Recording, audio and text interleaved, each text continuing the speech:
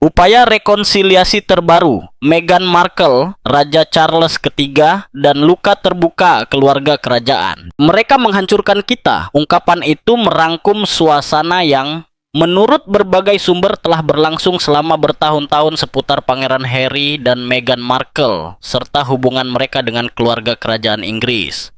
Apa yang dimulai sebagai pengunduran diri bertahap dan yang seharusnya dinegosiasikan dari kehidupan institusional berakhir menjadi salah satu konflik terdalam dan terlama yang pernah dialami monarki modern. Hari ini, ketika banyak yang percaya ketegangan telah mereda, laporan baru mengklaim bahwa Meghan telah mengambil langkah yang tak terduga. Ia telah memohon kepada Raja Charles III setelah keputusan yang oleh sebagian orang dianggap final.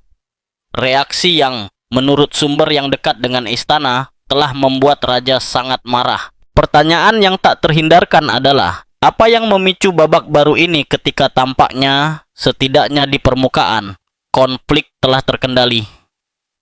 Untuk memahami hal ini, perlu untuk kembali dan menganalisis secara detail serangkaian tindakan, keheningan, dan kesempatan yang terlewatkan yang jauh dari menyembuhkan luka telah membuat keretakan tetap hidup. Sudah lama hampir dianggap pasti bahwa Pangeran Harry akan hadir di penobatan ayahnya. Kehadirannya, meskipun singkat dan diam-diam, ditafsirkan sebagai tanda penghormatan institusional dan keluarga. Meghan Markle, di sisi lain, tetap menjadi sosok yang sering muncul di berita utama, hampir selalu dikelilingi kontroversi. Namun, tidak ada yang menyangka hubungan antara dia dan Raja Charles akan mencapai titik tegang, seperti yang sekarang digambarkan oleh orang dalam istana. Menurut laporan ini, sikap Raja bisa jadi merupakan sikap terakhirnya terhadap Meghan setelah bertahun-tahun ketegangan yang tidak terselesaikan, saling tuding, dan akumulasi ketidakpercayaan. Di dalam istana diklaim bahwa Charles III bersama dengan anggota senior keluarga kerajaan lainnya, termasuk Pangeran William, telah berulang kali mencoba memperbaiki hubungan tersebut. Upaya-upaya ini, menurut sumber-sumber tersebut, berulang kali menemui penolakan. Selama bertahun-tahun, Harry dan Meghan dianggap memulai tur pembelaan publik permanen, menuntut privasi sekaligus mengungkap detail intim keluarga.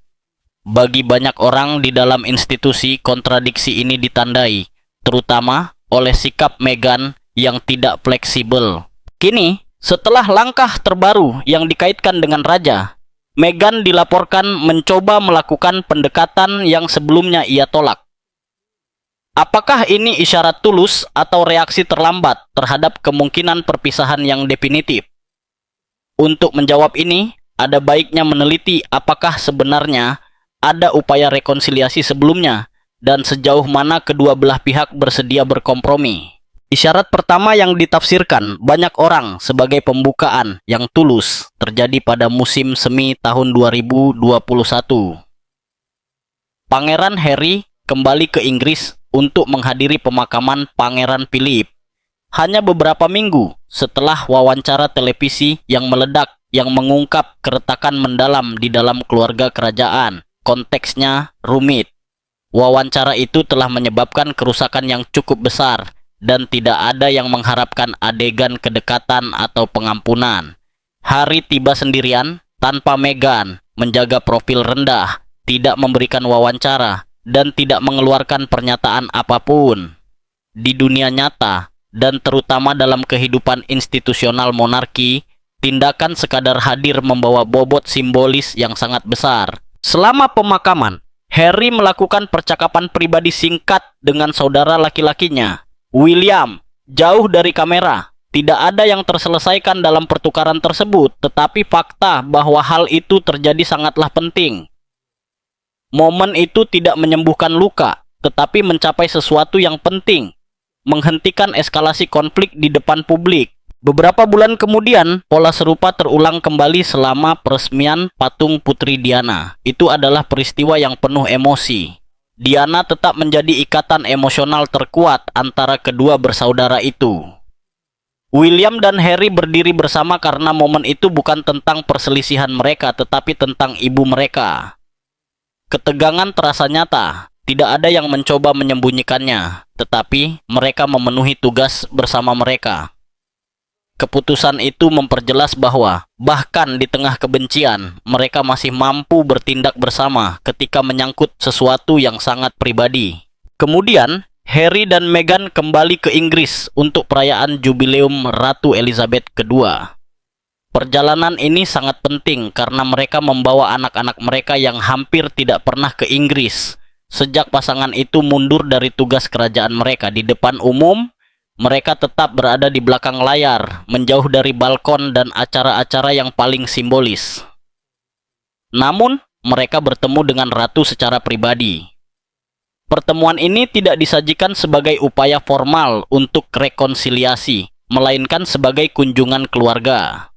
Pada tahun yang sama, mereka bahkan melakukan kunjungan diam-diam ke Windsor untuk menemuinya selama perjalanan lain, tanpa pengumuman sebelumnya atau tekanan media. Harry berbicara setelah pertemuan itu dengan nada positif, menggambarkannya sebagai hangat dan mendukung, yang menunjukkan bahwa hubungannya dengan neneknya ada terlepas dari konflik yang lebih luas. Ada juga momen yang dianggap banyak orang sebagai titik penting. Kematian Ratu Elizabeth II memaksa keluarga untuk menunjukkan persatuan di bawah pengawasan media yang intens. Satu gambar tetap terukir jelas dalam ingatan. William, Catherine, Harry, dan Meghan berjalan bersama untuk menyapa publik yang memberikan penghormatan terakhir. Menurut laporan, William sendirilah yang mengatur penampilan tersebut. Hal itu membutuhkan kepercayaan dan kesepakatan dari kedua belah pihak. Bukan berarti masalah telah terselesaikan, tetapi hal itu menunjukkan bahwa kerjasama masih mungkin dilakukan ketika situasi menuntutnya. Setelah masa berkabung, fokus kembali pada pernyataan publik Harry. Memoarnya secara gamblang mengungkap rasa sakit dan kemarahannya, terutama terhadap ayah dan saudara laki-lakinya. Banyak yang mengira ini menutup kemungkinan rekonsiliasi, namun dalam wawancara selanjutnya, Harry bersikeras bahwa ia menginginkan rekonsiliasi, bahwa ia menginginkan keluarganya kembali. Kata-kata ini, meskipun disertai dengan kritik keras, menunjukkan bahwa ikatan emosional belum sepenuhnya putus. Tanggapan istana mencerminkan ambiguitas yang diperhitungkan ini. Harry dan Meghan diundang ke penobatan Raja Charles III, sesuatu yang sama sekali tidak wajib, mengecualikan mereka akan mudah. Undangan itu sebaliknya membiarkan pintu terbuka. Harry hadir sendirian dan singkat, tanpa peran yang menonjol. Kehadirannya adalah tanda penghormatan kepada ayahnya dan institusi tersebut tanpa berpura-pura bahwa masalah telah hilang. Ketika Raja kemudian secara publik mengumumkan diagnosis kankernya, Harry melakukan perjalanan ke Inggris untuk menemuinya. Itu adalah kunjungan singkat dan pribadi, tanpa pernyataan besar. Pesan tersiratnya jelas, di luar protokol dan citra publik, ini adalah seorang putra yang menanggapi penyakit ayahnya. Dalam keluarga yang ditandai oleh konflik berkepanjangan, masalah kesehatan seringkali mengubah prioritas. Sejak saat itu, nada publik Harry berubah. Meskipun pertempuran hukum dan perselisihan dengan media berlanjut, wacananya menjadi lebih terukur. Ia lebih sedikit berbicara tentang menyalahkan dan lebih banyak tentang batasan pribadi. Kemarahan tidak hilang, tetapi diungkapkan secara kurang langsung, mengurangi ketegangan publik dan memberi ruang, setidaknya secara teori, untuk percakapan pribadi. Sepanjang proses ini, istana sebagian besar memilih untuk diam. Tanggapan resmi sedikit dan disusun dengan hati-hati. Strategi itu membuat banyak orang frustrasi, tetapi mencegah konflik meningkat menjadi pertempuran media yang tak berujung. Meskipun demikian, perasaan bahwa rekonsiliasi sejati tidak pernah terjadi semakin kuat, terutama sekarang kesehatan Raja Charles menjadi lebih rapuh. Bagi sebagian orang, ini membuat kebutuhan untuk menyembuhkan luka lama menjadi mendesak.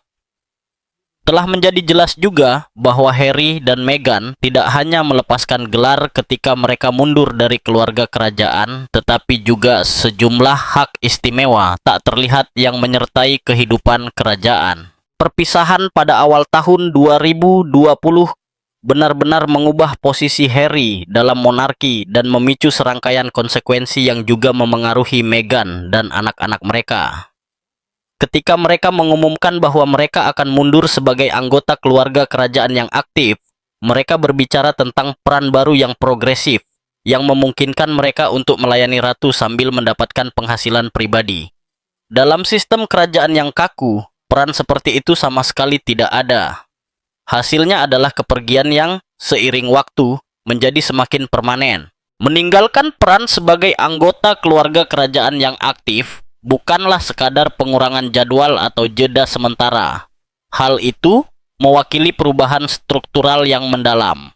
Harry dan Meghan berhenti secara resmi mewakili monarki dalam kapasitas apapun. Mereka tidak lagi menghadiri sebagian besar acara kenegaraan, berhenti melakukan kegiatan formal atas nama kerajaan, dan meninggalkan lingkaran dalam yang menjaga monarki tetap terlihat beroperasi dan relevan. Sejak saat itu, mereka berhenti menjadi roda penggerak fungsional dalam sistem dan menjadi di atas segalanya anggota keluarga. Dalam sejarah kerajaan Inggris, perbedaan ini tidak insignifikan. Hak istimewa mengalir tidak hanya dari darah, tetapi juga dari kegunaan institusional. Perubahan status ini membuka pintu bagi serangkaian konsekuensi. Salah satu yang paling signifikan adalah hilangnya pendanaan publik. Saat mereka masih menjadi anggota aktif keluarga kerajaan, kantor mereka, staf mereka, dan semua mesin yang mendukung aktivitas publik mereka ditanggung oleh hibah kedaulatan dan pendapatan dari Kadipaten Cornwall. Ini termasuk tim komunikasi, staf administrasi, dan infrastruktur yang diperlukan untuk beroperasi sebagai tokoh publik yang terkait dengan negara. Dengan mundur, dukungan keuangan itu langsung terputus. Kantornya ditutup, staf dipindahkan atau diberhentikan, dan untuk pertama kalinya, Harry dan Meghan harus menanggung biaya sebenarnya dari setiap keputusan. Bagi Harry, perubahan ini sangat mengejutkan. Hampir sepanjang hidupnya, aspek keuangan dari pekerjaan kerajaan hampir tidak terlihat. Institusi tersebut menanggung biaya secara diam-diam. Tiba-tiba, setiap langkah memiliki label harga, setiap inisiatif membutuhkan pendanaan pribadi. Realitas baru ini mau tidak mau mendorong mereka ke dunia komersial, dengan kesepakatan media dan proyek pribadi yang pada gilirannya memicu ketegangan lebih lanjut dengan keluarga kerajaan. Tetapi jika ada satu kehilangan yang sangat menyakitkan, baik secara praktis maupun emosional, itu adalah keamanan. Harry secara otomatis kehilangan perlindungan polisi yang didanai negara di Inggris. Dalam praktik monarki modern, keamanan tidak diberikan berdasarkan gelar atau kelahiran, tetapi berdasarkan peran. Anggota aktif menerima perlindungan karena mereka adalah perwakilan negara yang terlihat dan, oleh karena itu, target potensial. Dengan mundur dari peran itu, negara tidak lagi menganggap perlindungan permanen dibenarkan. Prinsip ini bukanlah hal baru atau pengecualian. Anggota kerajaan lain yang mundur dari tugas mereka juga tidak mempertahankan tingkat keamanan yang sama, bahkan saat tetap berada di dalam keluarga. Namun, bagi Harry, yang ibunya, Putri Diana, meninggal dalam kecelakaan mobil yang diwarnai tekanan media dan kegagalan keamanan yang serius, kehilangan ini membawa beban emosional yang sangat besar. Meskipun demikian, dari perspektif institusional, aturan tersebut diterapkan secara konsisten. Tidak ada peran resmi, tidak ada perlindungan otomatis. Simbol kunci lain dari pemisahan ini adalah penolakan mereka terhadap penggunaan praktis gelar Yang Mulia Pangeran Garis Miring Putri. Secara teknis, Harry dan Meghan mempertahankan gelar tersebut, tetapi mereka berjanji untuk tidak menggunakannya dalam konteks resmi atau bisnis apapun. Ini bukan detail kecil. Yang Mulia Pangeran Garis Miring Putri bukan hanya formula protokol, itu menandakan status aktif, dukungan institusional, dan representasi langsung dari kerajaan. Dengan berhenti menggunakannya, mereka menetapkan batasan yang jelas antara diri mereka dan monarki operasional. Sejak saat itu, pemerintah, organisasi, dan entitas berhenti memperlakukan mereka sebagai utusan penguasa. Secara paralel, Harry kehilangan jabatan militer kehormatannya, termasuk Kapten Jenderal Marinir Kerajaan. Posisi-posisi ini memiliki nilai pribadi yang mendalam baginya. Pengabdiannya di Angkatan Bersenjata adalah salah satu pengalaman yang paling membentuk identitasnya, tempat di mana ia selalu merasa dipahami dan dihormati. Namun, penunjukan militer kehormatan, meskipun simbolis, mewakili loyalitas, kepercayaan, dan pengabdian yang berkelanjutan. Secara historis, ketika seorang anggota keluarga kerajaan mundur dari tugas aktif atau memutuskan hubungan fungsional mereka dengan institusi tersebut, penunjukan ini dicabut. Ini bukan keputusan pribadi, melainkan logika struktural dari sistem tersebut. Kehilangan tempat tinggal mereka di Inggris Raya menambahkan dimensi fisik dan nyata pada perpisahan tersebut. Frogmore Cottage yang terletak di Windsor Estate adalah rumah resmi mereka dan jangkar langsung bagi kehidupan kerajaan Inggris. Ketika mereka diminta untuk meninggalkan properti tersebut, mereka tidak hanya kehilangan rumah, tetapi juga pijakan dalam sistem itu sendiri. Tanpa tempat tinggal di tanah kerajaan, kunjungan mereka ke Inggris Raya menjadi sementara, bersyarat, dan dikelola dengan hati-hati. Sejarah monarki menunjukkan bahwa ketika seorang anggota menjauhkan diri dari inti institusional, akses berhenti menjadi otomatis dan menjadi bergantung pada keadaan yang sangat spesifik. Seiring waktu, peran sentral mereka dalam acara-acara besar keluarga dan nasional juga berkurang. Pernikahan, perayaan ulang tahun kerajaan, penobatan, dan momen-momen penting dalam kalender kerajaan tidak lagi menempatkan mereka di pusat perhatian. Ketika mereka hadir, kehadiran mereka biasanya terbatas, direncanakan dengan cermat, dan ditempatkan di lokasi-lokasi pinggiran. Pola ini bukanlah hal yang belum pernah terjadi sebelumnya. Mereka yang secara terbuka menantang raja atau melanggar disiplin internal biasanya secara bertahap disingkirkan. Prioritas utama lembaga ini adalah persatuan dan kesinambungan. Pengaruh internal merupakan kehilangan signifikan lainnya. Sebagai anggota aktif, Harry memiliki suara dalam diskusi tentang prioritas amal, pesan publik, dan arah strategis dari beberapa kegiatan amal. Setelah melepaskan perannya, kemampuan itu lenyap. Keluarga kerajaan beroperasi dengan rantai komando yang ketat, dan kepercayaan adalah asetnya yang paling berharga. Terlahir sebagai pangeran tidak menjamin kekuasaan. Pengaruh diperoleh dan dipertahankan melalui loyalitas dan kebijaksanaan. Ditambah lagi dengan pelepasan dukungan kerajaan, hubungan dengan badan amal di bawah naungan resmi kerajaan memberikan prestis, akses, dan kapasitas untuk memberikan dampak yang sulit ditandingi dari ranah pribadi. Setelah kepergian mereka, dukungan tersebut dialihkan kepada anggota aktif lainnya. Meskipun Harry dan Meghan dapat terus mendukung berbagai kegiatan, bobot institusional monarki tidak tergantikan setelah hilang. Dampak konflik tersebut juga meluas ke anak-anak mereka. Archie dan Lilibet tidak menerima gelar pangeran dan putri saat lahir. Pada saat itu, Harry bukan lagi anggota kerajaan yang aktif, dan Charles belum naik tahta. Menurut aturan yang berlaku selama beberapa dekade, hanya anak-anak raja dan anak-anak dari putra raja yang secara otomatis menerima gelar tersebut. Keputusan itu bukanlah hukuman, melainkan penerapan tradisi yang, bagaimanapun, menyoroti bagaimana jarak dari pusat memengaruhi status. Gelar tersebut diakui kemudian setelah proklamasi Charles III, tetapi penundaan tersebut menggarisbawahi perubahan posisi mereka dalam keluarga. Kehilangan lain yang kurang terlihat tetapi sangat penting adalah keheningan institusional. Anggota aktif keluarga kerajaan mendapat manfaat dari strategi historis istana dalam menangani krisis media, menyerap kritik, mengeluarkan pernyataan yang terukur bila perlu, dan membiarkan banyak kontroversi memudar seiring waktu. Dengan keluar dari sistem, Harry dan Meghan kehilangan perlindungan itu. Istana berhenti mengoreksi laporan atau membela mereka, sehingga mereka terpapar pengawasan yang lebih keras dan lebih lama. Bagi Archie dan Lilibet, pertanyaannya bahkan lebih besar. Meskipun mereka secara resmi menyandang gelar pangeran dan putri, mereka dibesarkan di luar dunia kerajaan. Mereka tidak berpartisipasi dalam tradisi, menghadiri acara resmi, atau mengikuti jalur biasa keturunan langsung dari mahkota.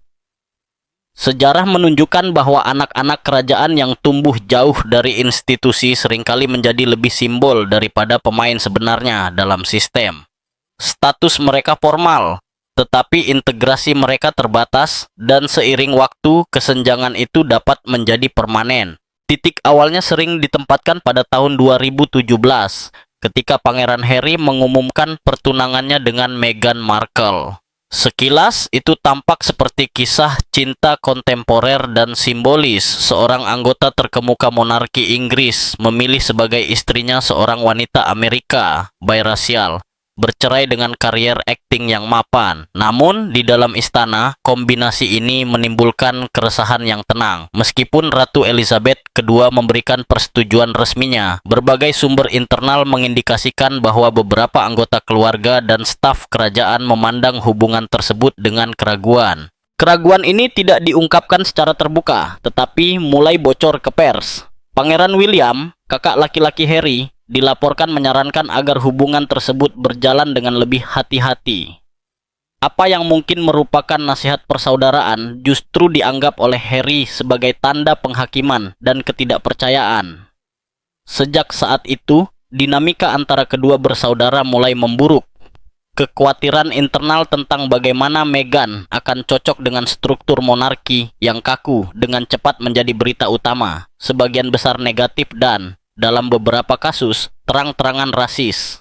Kepribadian Meghan yang kuat dan latar belakangnya di Hollywood digunakan sebagai poin kritik. Ia digambarkan sebagai sosok yang ambisius, sulit, dan tidak mau menyesuaikan diri dengan tradisi kerajaan.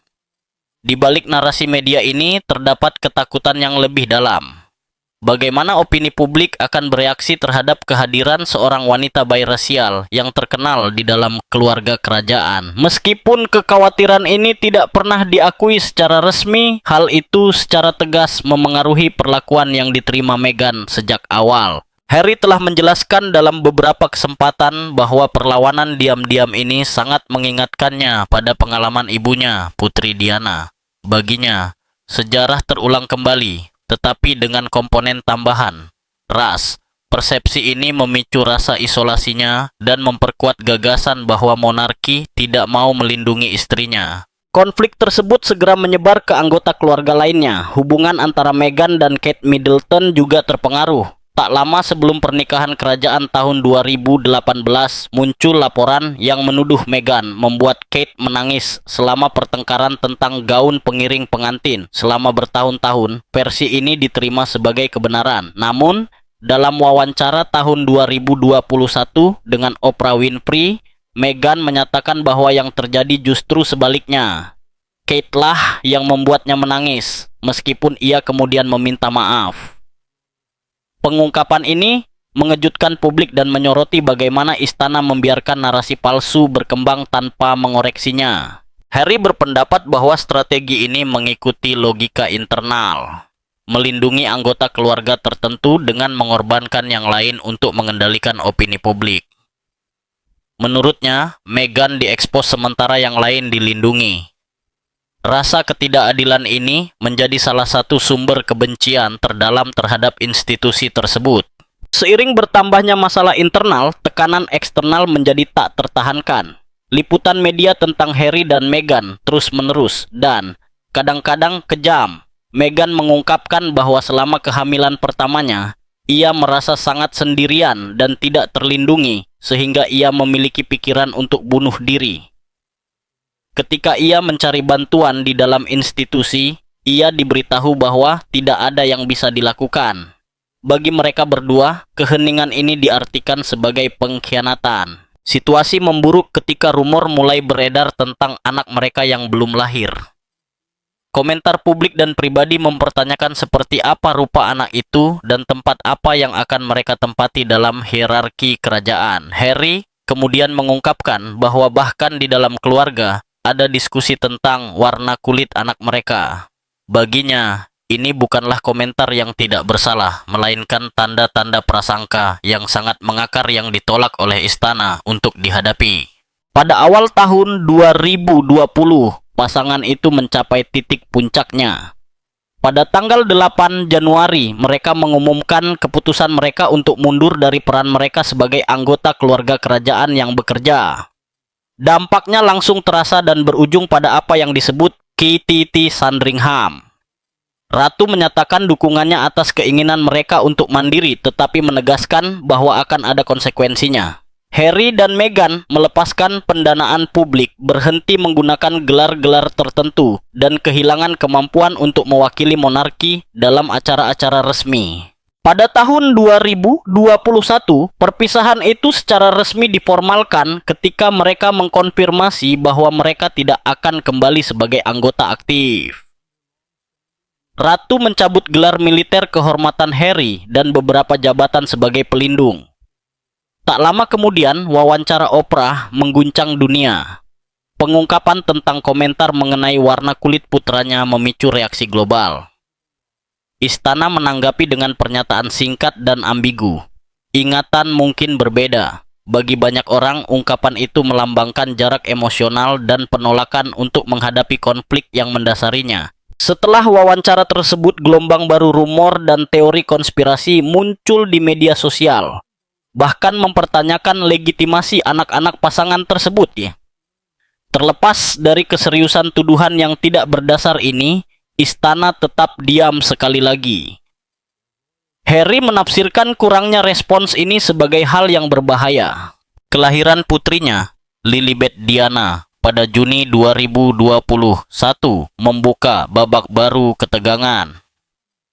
Penggunaan nama panggilan ratu menimbulkan berbagai pendapat yang saling bertentangan mengenai apakah hal itu telah disetujui atau tidak. Ketidaksepakatan tersebut memperdalam ketidakpercayaan timbal balik. Serial dokumenter Netflix yang dirilis pada Desember 2022 dan buku Spare yang diterbitkan pada Januari 2023 mengukuhkan perpisahan tersebut. Harry menceritakan konflik fisik dengan saudara laki-lakinya, William, menuduh Camilla membocorkan informasi kepada pers, dan mengungkapkan kekecewaannya terhadap ayahnya, Raja Charles III. Baginya, berbicara adalah cara untuk melindungi keluarganya dan mencegah terulangnya tragedi Diana. Bagi istana, itu adalah pengungkapan masalah pribadi yang tidak dapat diterima.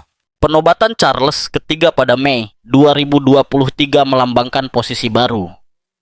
Harry hadir tetapi di pinggiran. Ia hadir sendirian, duduk jauh dari pusat kekuasaan dan langsung pergi. Sebuah gestur yang pantas tetapi dingin yang mencerminkan pengucilannya dari inti keluarga kerajaan. Sejarah monarki menawarkan preseden yang jelas. Ketika raja-raja di masa lalu merasa dikhianati oleh anggota keluarga dekat mereka sendiri, mereka jarang memilih konfrontasi publik. Tidak ada skandal terbuka atau pertempuran media. Strateginya berbeda, jauh lebih tenang dan lebih efektif. Mengurangi akses, membatasi pengaruh, dan menjaga jarak yang bijaksana namun tegas. Semuanya menunjukkan bahwa pola yang sama dapat terulang sekarang. Bukan sebagai hukuman eksplisit, tetapi sebagai konsekuensi alami dalam sebuah institusi yang diatur oleh kontinuitas dan pengendalian diri.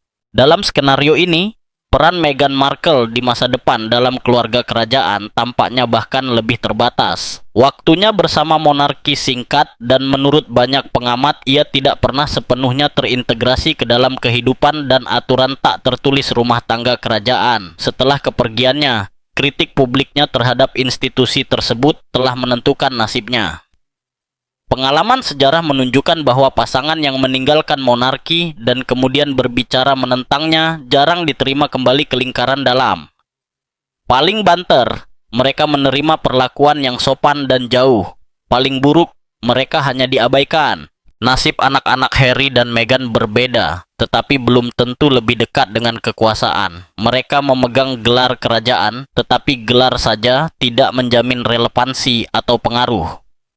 Tumbuh dewasa di luar Inggris Raya berarti tidak menjadi bagian dari kehidupan nyata sehari-hari. tidak berbagi rutinitas, upacara, atau ikatan yang konstan dengan institusi tersebut. Publik akan mengetahui nama mereka tetapi hampir tidak akan menganggap mereka sebagai tokoh sentral dalam masa depan monarki. Sejarah penuh dengan contoh bangsawan bergelar yang menjalani kehidupan pribadi, jauh dari sorotan dan beban mahkota. Seiring berjalannya waktu, minat publik juga berubah. Saat ini, konflik tersebut tetap menjadi topik perdebatan karena luka-luka masih terbuka dan narasi terus berkembang. Namun, pengalaman menunjukkan bahwa perhatian bergeser. Raja baru, pewaris baru, dan tantangan baru menjadi pusat perhatian. Para bangsawan yang tetap diam dan mengabdikan diri untuk pelayanan cenderung mendapatkan rasa hormat selama bertahun-tahun. Sebaliknya, mereka yang terus-menerus membuka kembali luka lama cenderung kehilangan popularitas. Keputusan yang diambil Harry dan Meghan mulai sekarang akan sangat penting. Jika mereka terus berbicara di depan umum tentang keluarga kerajaan, jarak tersebut kemungkinan akan semakin melebar. Dalam dunia monarki, hanya keheningan dan waktu yang terbukti mampu menyembuhkan keretakan yang dalam. Institusi ini dirancang untuk menunggu. Ia tidak terburu-buru untuk memaafkan, tetapi juga tidak mengejar mereka yang memutuskan untuk pergi. Kemandirian finansial mereka memberi mereka kebebasan, tetapi pada saat yang sama melemahkan hubungan mereka dengan mahkota. Di masa lalu, banyak kerabat kerajaan bergantung secara finansial pada institusi tersebut, yang membuat mereka tetap dekat. Harry dan Meghan tidak memiliki ketergantungan itu, sehingga memudahkan istana untuk melanjutkan tanpa mereka. Pada acara-acara besar, pemakaman, penobatan, upacara kenegaraan, tempat mereka yang sebenarnya dalam keseluruhan akan menjadi jelas. Jika jalan yang ditempuh saat ini berlanjut, Harry dapat hadir secara diam-diam tanpa peran yang menonjol. Meghan tidak akan selalu hadir dan anak-anak mereka akan diakui, tetapi tidak ditempatkan di pusat perhatian. Pada waktunya, keluarga kerajaan kemungkinan akan menyajikan kisah ini sebagai keputusan pribadi Harry, bukan sebagai kegagalan monarki. Dan sejarah hampir selalu cenderung lebih mengingat institusi daripada keluhan individu. Harry, Meghan, dan anak-anak mereka dapat membangun kehidupan yang memuaskan dan sukses di luar sistem kerajaan. Tetapi dalam narasi monarki Inggris, semuanya menunjukkan bahwa kehadiran mereka akan secara bertahap berkurang. Mahkota bertahan dengan terus maju. Mereka yang mundur tidak akan ditarik kembali. Takhta hanya terus berlanjut.